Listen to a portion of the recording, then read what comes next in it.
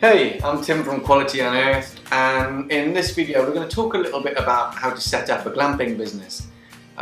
So we find ourselves advising people who are looking to get set up all the time. Glamping is a really exciting thing to get into. We're seeing particularly people who are diversifying, who've already got land, and also people looking for like a lifestyle choice, want to move out of the cities but still apply their minds to a new way of life and a rural business. So we're going to walk through some of the things to think about. This isn't exactly a how-to video, but it is a little bit of a tick list and should hopefully direct your minds down the sort of things that you need to be thinking about to get set up. So we're going to divide this into sort of three key areas, one of which is getting set up, one of which is the promotion side of things and how to draw business to you, then the customer service, how you handle that, and then a few other little odds and sods that you need to be thinking of at the same time. So let's start with getting set up. So this can be quite exciting. First and foremost, you've got choosing a site. So there's a lot we could talk about from choosing a site. If you haven't already got land, then I would encourage you to be looking at places where there's an existing tourism demand. It's much easier to sell holidays in your structure if people already want to come to your area. If you've already got land and you're not in a existing honeypot tourist popular site, then you need to think about what you can do with your structure to really make it stand out as a destination, i.e. why would people come to your place rather than the existing tourist spot down the road. One of the most exciting elements is then choosing a structure or structures. And this is quite a big topic, so you probably want to give us a call if you want to delve into detail in this. But now's the time you're thinking about, are you going to go for canvas structures or non-canvas structures? Are you going to do one really big, beautiful structure or 10 lower cost structures? And I'd really encourage you to think about things like the direction that the glamping market is going. And we're seeing a polarization of more at the quality end, more at the poor end. Or should I say more mass market end, we'll call it.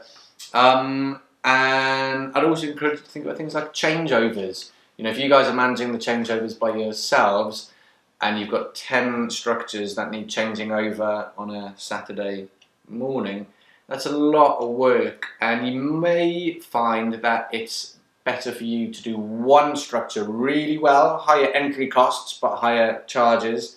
So your gross revenue ultimately will be higher, and because you're not doing so many units, your ongoing costs should be lower. Loads of exciting stuff to talk about there.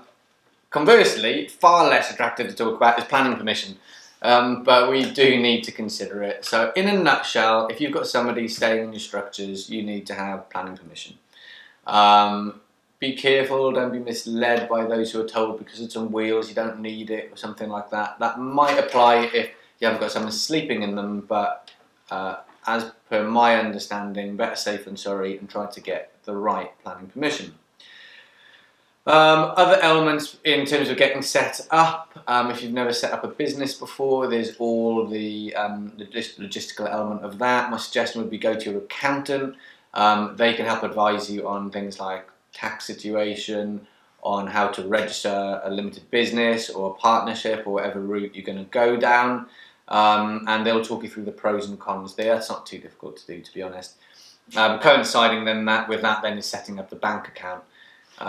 So again, lots and lots of options to think about there.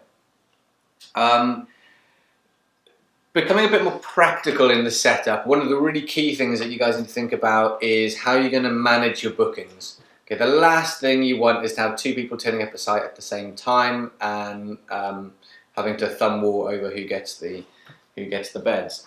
So a good reservation system should mitigate any risks there. There's a lot going from free to quite expensive, and it is, as is often the case, you get what you pay for. So some of the free options are a little bit clunky. They won't have all their multiple marketing channel options available, but then they are free and they're not a bad starting point.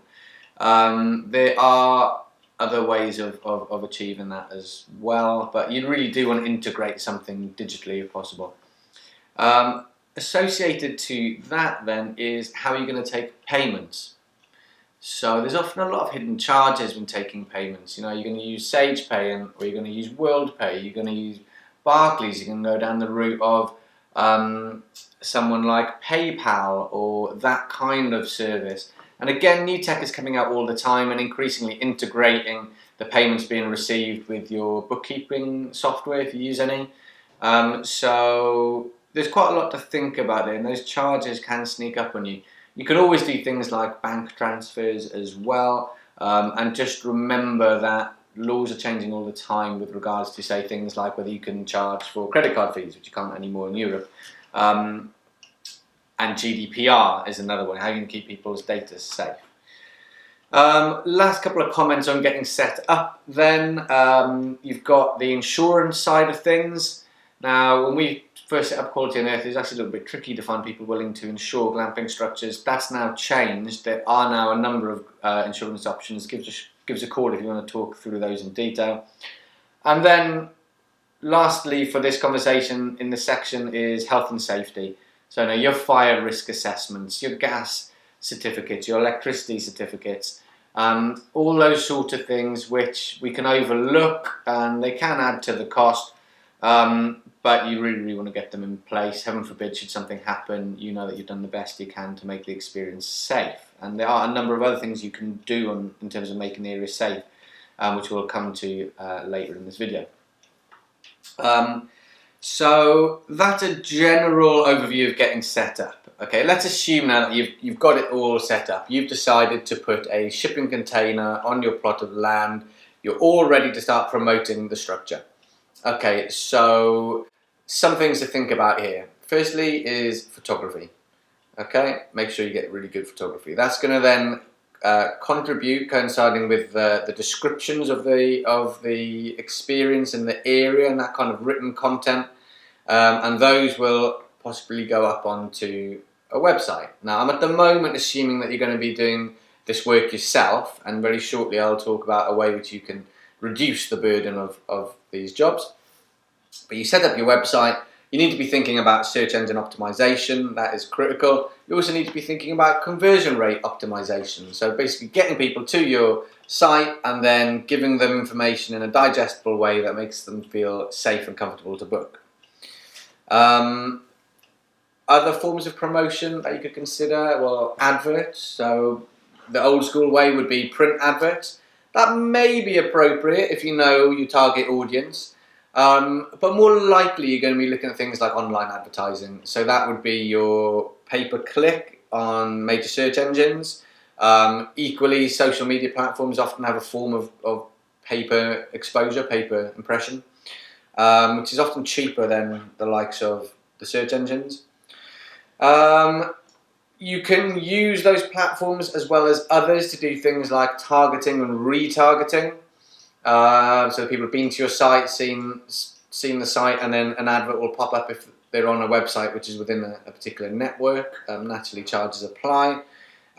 You've got social media in general. So a number of people who've launched glamping businesses have done really well by just managing their social media pages, you know, e.g. Instagram, Facebook, and so on. So when done well, actually that can really work for individual site owners. Another couple of things to consider would be what we call listing sites or referral sites. So these would be the sort of major international aggregator websites. I'm not going to list them by name, but you probably know the kind of companies I'm referring to. These guys hoover up any listing they can take. They'll be happy to take your money, and they will provide leads to you, usually leads to you in the form of an email or a booking request. So that can be quite handy and definitely a useful way to supplement bookings. I would suggest that in most circumstances, that's probably not going to be sufficient to fill your calendar, but it can be a helpful add-on. And indeed, for some sites which are great, those sites will also work really well. Other elements are things like PR. So PR would be getting your structure types into national and international press. This is a really, really good one, and also helps your website performance through a linking strategy. can be challenging. A lot of PR is about personal contacts, but if you know someone who is a journalist or works in that field, that can certainly be a way to go. Or perhaps you engage a PR agency, someone who has those contacts and will, push your properties on your behalf. There are numerous other marketing things we could talk about, but given as this is just like an overview into setting up, I'm not going to go too much into the others, but you have got things like radio and TV, which if you're a larger scale site, that might be appropriate. But in summary on the promotion, as far as I see, you've got 3 options, okay? Option number 1, you do all these things by yourself, okay? The rewards are high, but so are the risks. Option number 2 is you have your own website, but you also use some of the referral sites, some of those big listing sites, and in conjunction of both of your respective efforts, that can be a good way to go. Slightly more expensive, slightly less risk, and probably at least as much time and energy, because if you're getting sent leads, emails, inquiries from a third-party site, if you're not able to respond to those messages within a short space of time, realistically an hour or 2, then the probability is someone else has responded to them first and they've booked elsewhere. So that's a really key question that you need to think about, is what level of energy input do you have to manage this business? Because it is very time consuming, answering all the questions, emails, payments, bookings, plus the changeovers and customer experience. Okay, so we've talked a little bit about doing all these efforts by yourself, about going a halfway house and using some help with a referral site. Or the other option is to use an agency. So there's a small handful of us agents who are specialising in glamping. We're going to recommend Quality Unearthed inevitably, but the same more or less applies. More or less, there's certain similarities between the agents. And our mission essentially is to take the pressure off you so that you can focus on running a great site or possibly doing a regular day job. So an agent will charge a commission on the bookings. So if they get no bookings, there's no charges. And certainly with us at Quality Unearthed, we will do all of these things you've just mentioned and a ton more, as well as advising you on how to get set up. So the advantage with an agent, in essence, is you get the advantage of scale. We can do all these things. We have PR agents. We have access to, national and international ways to promote what you do. There's a team on hand, 12 hours a day, 7 days a week. And we're keeping up to speed with what's happening and changing in the market and offering feedback. So an agent, just as it is in the cottage industry, is really, really, really helpful in the glamping agency, in the glamping world. And have a speak to the agent, find out if you're able to do any promotion yourself or not. Quality Unearthed is quite relaxed. We just want our owners to get the right guests in the bookings. Not all agents will take the same approach. Okay, so we've talked a little bit there again about doing things by yourself, whether having some help or going down the agent route. There are a few more things just to delve into for you guys to set up the site. So I'm specifically talking about things like think about it like this. What is the experience the guest has when they arrive at your site? Okay, and think about what would you really like to see when you arrive at your site. Now bear in mind, people may have travelled a long way, it's dark, it's raining, they've got lost, they've bickered over directions, and they've just arrived at your site. And this is a great opportunity for us as site owners to offer them a really warm-hearted, good first impression. And if you get the first impression right, the rest of the whole day goes so much better. So I'm talking about things here like a welcome pack. So a welcome pack could be as basic as teas and coffees and milk. You could go as far as wine, breakfast hampers. So you need to position your offering appropriate to the structure and what you're charging. Other things to think about are once they've parked, how are they going to find their way to the structure? What if it's dark? Do you have lighting? What is the ground like? If someone turns up in inappropriate shoes, are they going to be able to make it? Other factors then, how are you going to handle feedback and reviews? Is it going to be manually on paper? If so, how do you then get it up online?